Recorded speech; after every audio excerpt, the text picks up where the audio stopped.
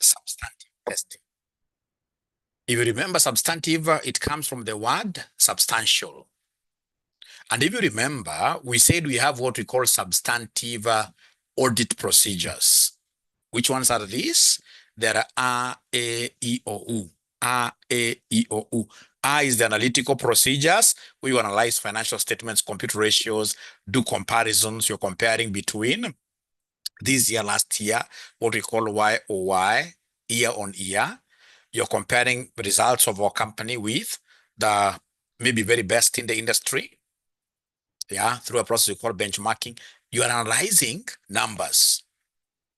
And then A stands for inquiries and third-party confirmations. As an auditor, to be able to dig evidence and get proper evidence, you need to do a lot of discussions, a lot of inquiries, internally and externally. All right. Then we have I for inspection. We must inspect documents. We must inspect physical assets.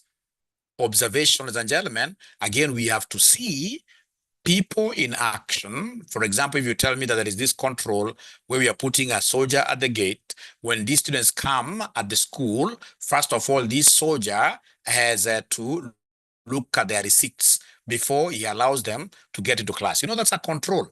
But you see, as an auditor, I have a responsibility to appraise those controls. And then at the end of the day, I should be able to give a recommendation. So then as an auditor, I'll be required to do a lot of observation. So observe people in action, observe processes in action. For example, when you tell me that you normally count your stocks, then I would be interested in, right, seeing whether the stock count has been done very well. So I'll be observing.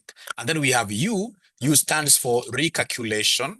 U stands for recalculation and reperformance. Recalculation and reperformance. Because there is a U somewhere, recalculation. So as an auditor, I have to recalculate a lot. Now, from there, we went ahead and discussed something to do with the assertions. To assert is to claim authoritatively. When managers or directors give us financial statements, they make so many claims. And these claims that they make, they're divided into two. We have claims over statement of financial position items, and then we have claims over P&L items.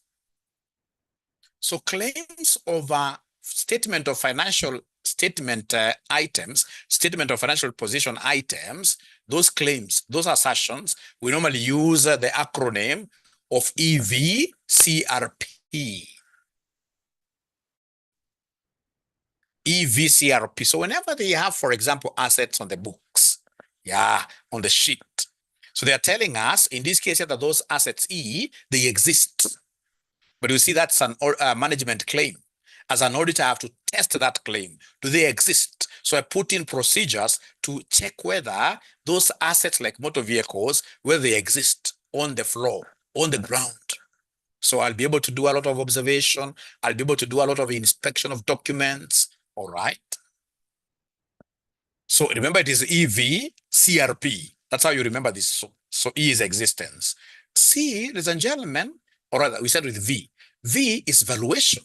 So they are telling us is that this motor vehicle you are seeing in our balance sheet has been correctly valued.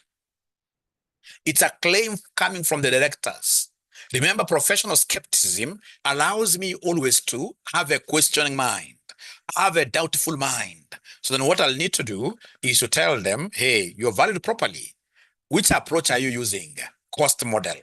So if it's cost model, I know cost model, you'll take cost minus accumulated depreciation. So under cost model, they will be using what we call net book value approach. So then what I'll do, I will ask for their depreciation schedules. I recompute myself the depreciation. Because in the schedules, I'll be able to know the assets they have. I will be able to know the useful lives. I'll be able to calculate myself. So remember, someone had done the calculation. So given that I'm doing it for the second time, then I'm doing what we call recalculation as a procedure. If they are using a valuer, then automatically, ladies and gentlemen, I will be able to do what here? Automatically, I will be able to ask for the credentials of the valuer. Is this valuer competent? Is he qualified? That is really important to me. And most important, I would want to know whether the valuer is independent. Is he independent of the directors, or is he a brother to one of the directors? So welcome to my 30th lesson. I'm making serious progress. Remember, my lessons in total, audit and assurance lessons, both at the intermediate and advanced level, they're normally 44. So I try to balance the entire syllabus into 44 lectures. Is there somebody who has been lucky enough to be attending all of them? Is there somebody who has been attending all of them since I began? And I hope if that is the case, you are seeing that there is lots of value for being at RCM. Yeah. All right. So lecture number 30 is substantive testing over intangible assets. Yeah, over intangible assets. Intangible assets. These ones, ladies and gentlemen, we must be very, very good. Remember, intangible assets are those assets that you can't touch. It's an asset. It's able to create cash flows for you. It's able to improve your business performance very well, but you can't see it. A good example is what we call goodwill. Goodwill. Goodwill. A good example is what we call goodwill. Goodwill. Or research and development costs. So you see, when, for example, you have your shop positioned at a very good location, customers are able to just walk in and buy. It means that you're enjoying some form of goodwill. So it means that goodwill, as per the definition of what an asset is, automatically will be classified as a non-current asset. Yeah, because an asset is any resource that you control. It belongs to you. All right, you are able to control. And then most importantly, it's a resource that is able to give you cash flows. It's able to give you, or rather put you at an advantage position over your competitors. So you see now that is a non-current asset. Now, ladies and gentlemen, when I go to a company as Aura and Co., a firm of certified public accountants, which is licensed to do audit in Kenya here, and then I realize this firm, like Safaricom, they have put in a figure called goodwill and a non-current assets. So goodwill is intangible. So the question is, how shall I be able to test this? So then as an experienced auditor, I know goodwill being an asset, it belongs to the balance sheet. I will have to remember the EV-CRP. So like if it is C, is this goodwill amount complete? Complete. R is the rights. Do they really have the right to this goodwill? P is presentation. How have they presented this goodwill on the balance sheet? All right. So then as an auditor, I will have quite an easy time. So welcome to this 30th session. I'm at the tail end of this syllabus. So the objective of this lecture is to understand how to audit intangible assets, especially research and development, to identify assertion-driven audit procedures and the common exam question patterns, to clarify differences between tangible, what I can touch, and the intangible assets in audit context. What are intangible assets? Type. Tangible, non-current assets. So when they are tangible, they have a physical form. These are the ones in this case that will go to what we call property, plant, and equipment. The land, buildings, equipment, property, plant, and equipment, because you can touch them, you can see them. Intangible non-current assets, no physical substance, you can never see them. So for example, we say like RCM now, it's a big entity. We have built a big brand. I mean, that brand, you cannot be able to see it. It is just somewhere there, maybe in the air, I don't know. Yeah, like when you have a copyrighted stuff, that copyright will have some value, but that value is not something you can touch. Then we have what we call research. and development. Ladies and gentlemen, if you look at, for example, very, very many organizations that are into research. Like right now, if you look at these big automobile companies, they are doing a research on AI. Yeah, how AI, artificial intelligence, is able now to even drive these vehicles. Look at, for example, if you have a good Mercedes-Benz. Yeah, if you have a good Mercedes-Benz today and you go to, like, for example, of course, they say that it can also move on the road, but I don't trust that. So if you go, for example, this Mercedes-Benz to Nairobi Hospital car park, you'll simply just put it on auto mode and step out of the car and tell it to go and get a proper parking site, and it parks itself there. Yeah, so these guys already, they are doing a lot of research and development. And out of this research and development they are doing, they will be able to get serious monies in future. Look at this friend called, friend of ours online, called Elon. When Elon came and said, hey, these vehicles can operate 100% through electricity, people are not trusting in this case here what he was doing. He went ahead and invested heavily on this research and development, R&D. So what is happening right now, like in China, when you're in China, I mean, if you don't have an electric vehicle, it's disastrous. They're pushing everybody to go into electric vehicles. So now Elon Musk is able to reap big. You see, now his R&D is an asset. Why? Because this asset is able to generate cash flows at an opportune time. His business is able to benefit out of research and development. Right? Remember the definition of an asset. Yeah, so he's able to eat out of that. But is there somebody who could see that asset earlier on? We only came to see this asset once he started developing prototypes. Once you start producing a prototype, then of course, automatically you are at now the development stage. Prototype, like a vehicle now, like an ordinary vehicle, a very, very normal vehicle here, which is able to self-propel itself using artificial intelligence. All right, then you have hit a place where we call development. And even at that point, now you have consumers who are even willing to invest in this. Great. So that's the first objective of this session, to enable you see the difference between intangibles and tangibles. So IAS 38 defines intangible assets as identifiable, non-monetary assets without physical substance held for use in the production or supply of goods or services for rental to others. You're going to be renting this for rental to others or for administrative purposes. Key audit focus, it is R&D we are going to focus on.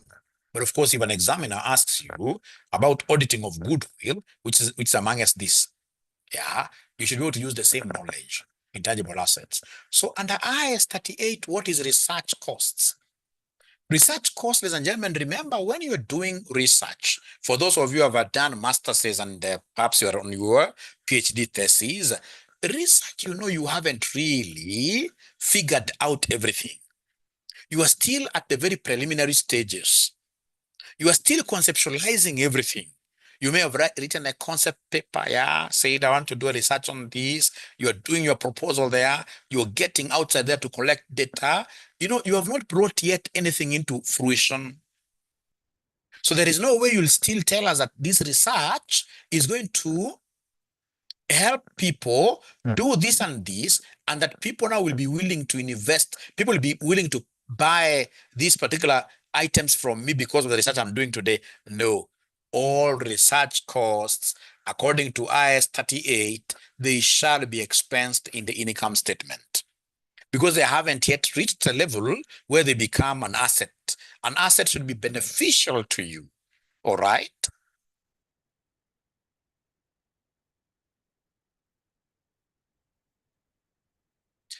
Development costs may be capitalized, but only if all the 6 IAS 38 conditions are met.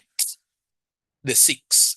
You can only capitalize, ladies and gentlemen, as I go to read the 6, what I know, and I've audited this. These big organizations always they have R&D, and you'll always get directors wanting all the research and development costs capitalized. Unfortunately, because most directors outside there, they would want to project a big image that now we have a big capital base.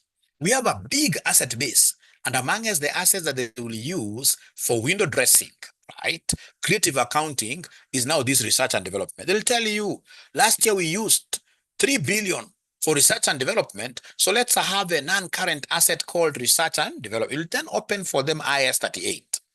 Tell them, out of the 3 billion, I'm 100% sure that what will be taken to the balance sheet under non-current assets will be development. Yeah, the cost of developing a prototype. Now you are beyond research. You are trying to come up with a real vehicle. And already there are people who are willing even to buy the vehicles when you start now producing them. All right? All right? So the 6 conditions, ladies and gentlemen, for you to be able to capitalize development costs are: the client, your audit client must be able to demonstrate that there are future economic benefits which are going to come, because we are looking at the definition of an asset. This means that will generate revenue or cost savings in the future. Technical feasibility.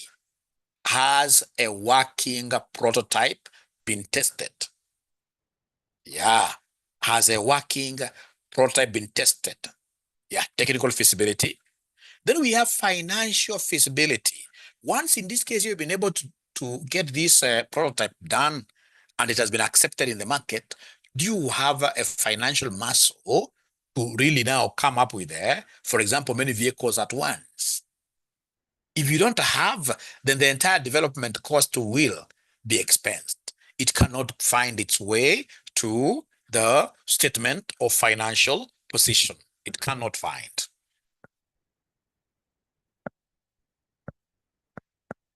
Great. So financial viability, does the company have the resources to complete development? Yeah.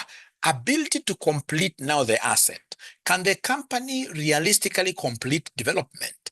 Do you have, in this case here, do you have enough engineers? Do you have enough staff? Then we have here intention to complete and the use stroke sell. You know, you could be having all this, but you're still saying, hey, it's still early. I don't want to complete this entire thing. I want to adopt a wait and see. What are my competitors doing? So if you don't have that intention to complete the asset, then automatically there will not be any development cost to go to the balance sheet. Is there clear management intent or a plan for use stroke sell? Then, of course, lastly, ladies and gentlemen, you must be able to measure all your development costs reliably. You are kept all the receipts, all invoices. You must be able to measure the cost at a cost directly attributable and clearly tracked. In exams, focus especially on the top 3. You must always mention them: future benefit, technical feasibility, and the financial resources, as they are the most frequently tested. Then now we get into substantive audit procedures for R&D.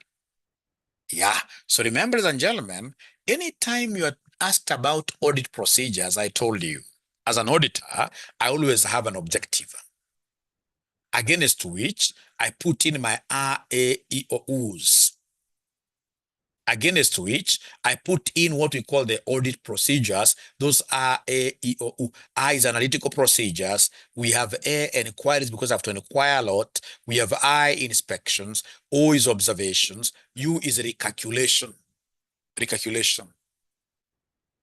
Yeah, someone will discuss about that. Don't worry, we'll discuss about that.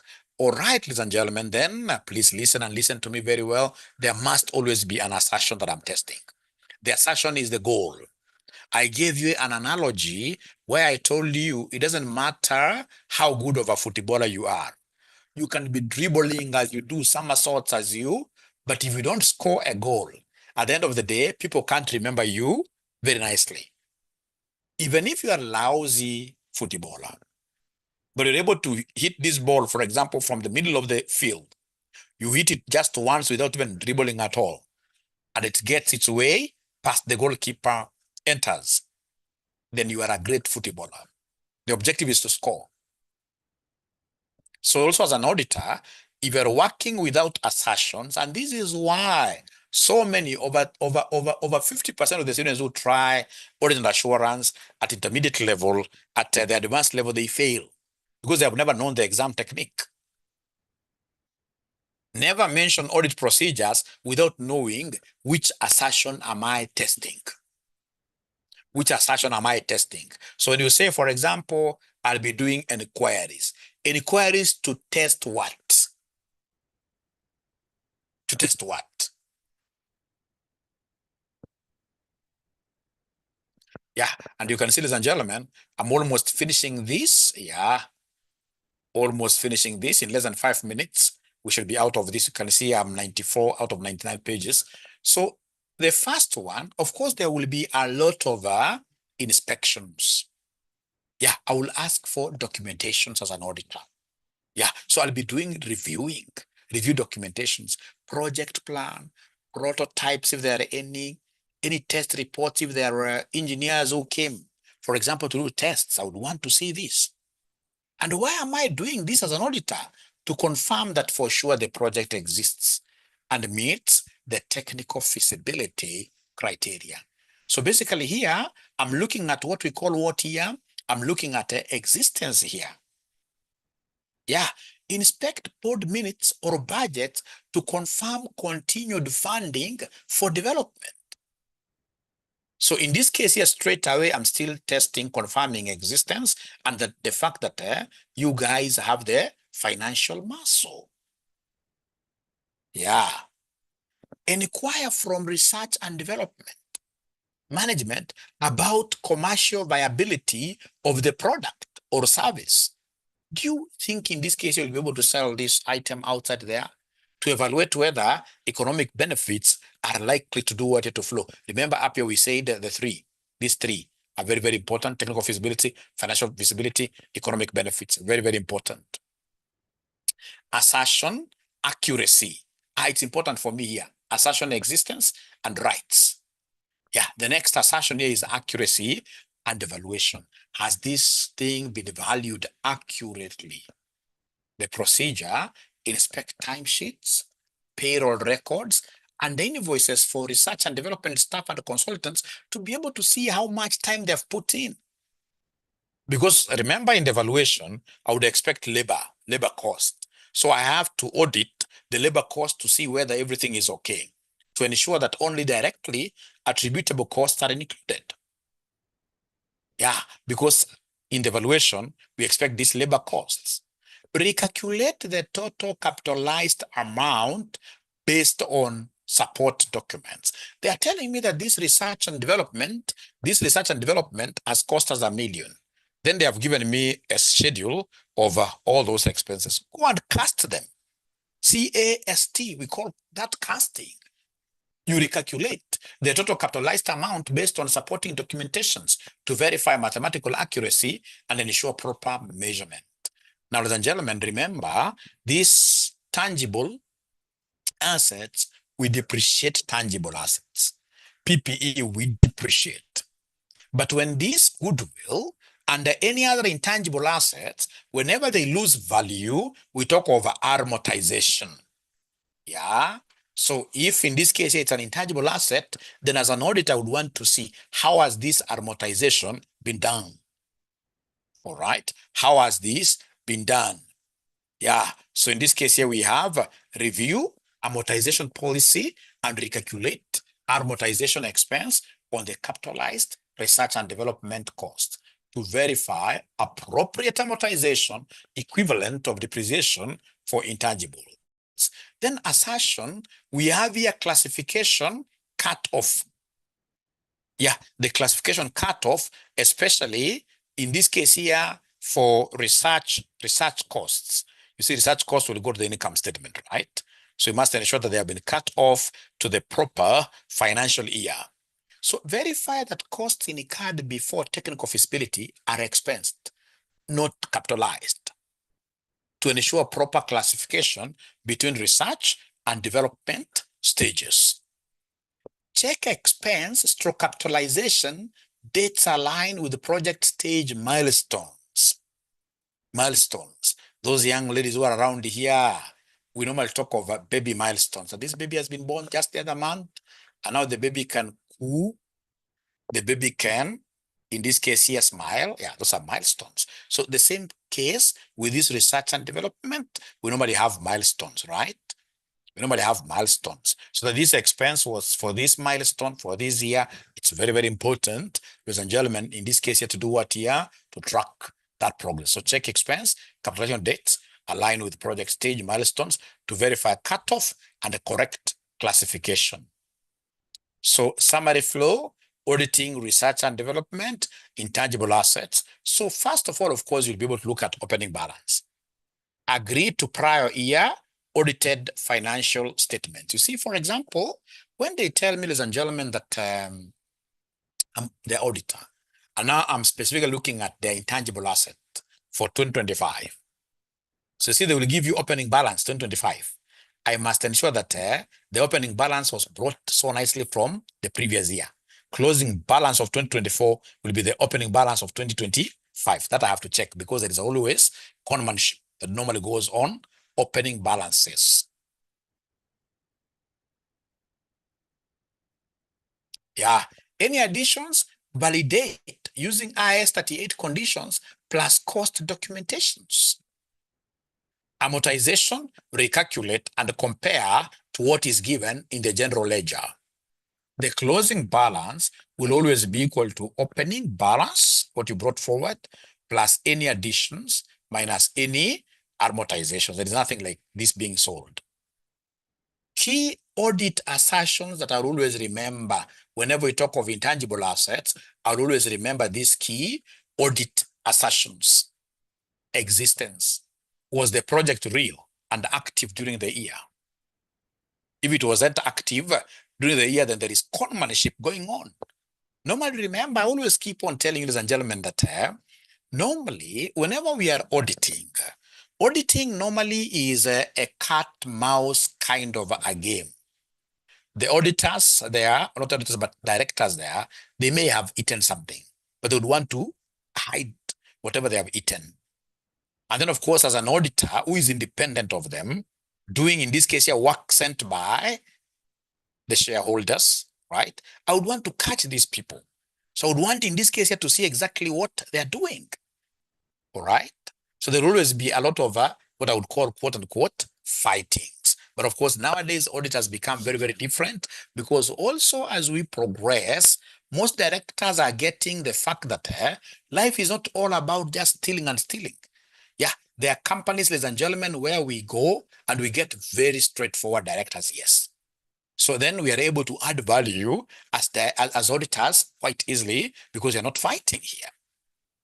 All right, ladies and gentlemen, in this case here, another, so existence. So the ones you are fighting with mostly, they want to book in assets which are not real. So as an auditor, this is something that I would want to check. Then we have rights. Does the company own the project and its outcomes? Yeah. So remember now, for intangible assets, you can't really start asking for a title deed. You can't ask for a logbook. So here you simply look at documentation here really. Accuracy and evaluation, are the amounts correctly measured and only qualified costs capitalized? Completeness, have all eligible costs been included? Yeah, if they're not included, all of them, then this thing is incomplete. Presentation and disclosure, is the intangible asset properly classified and disclosed? Yeah, how is the classification like? And in the notes of the accounts, have they done like workings there? Do they have proper disclosure? Common mistakes in exams. Mistake, listing generic property, plant and equipment procedures. Yeah, for the tangible assets. You must always talk about intangibles. IAS 38. Tailor procedures to intangibles, especially research and development conditions. Ignoring IAS 38 criteria. Always refer to future benefit arising out of this technical and financial feasibility. Failing to explain, why am I doing this as an auditor? always give action plus purpose. E.g., recalculate to verify. Yeah, what will I do? That is the action, that is the act. What is the purpose? To verify the assertion. Final exam strategy, as I sign off, start with the assertions relevant to intangible assets. Use the IAS 38 conditions to drive your procedures. Show that you understand what the client is doing and what you need to verify. Focus on relevance, sufficiency, and reliability of evidence as per ISA 500. As per ISA 500. I can see that's repeated. I'll be able to remove that. So that marks the end of this session, ladies and gentlemen. I believe as you get out of this room, when you go out there and you get a question on IS 38 intangible assets, for sure, you shall have something to write. Otherwise, if you haven't yet joined the RCM College, please search for us. You can't get better out there. That's all I can assure you. Because we're not only giving you like the theory thing here, you know, like myself, I'm an auditor who has practiced auditing like my entire life. I normally keep on multitasking between running RCM and running Aura and Core as the managing partner. So what I'm telling you here is exactly what we use in practice. And that is why I normally advocate to all my students to do audit and assurance as the paper of choice. Because it's only audit and assurance as your chosen paper that will be able to help you understand business. Yeah, you'll be able to know a lot. Otherwise, ladies and gentlemen, I don't think I should be able to keep here any longer. We need to end this session. Thank you so much. I hope you've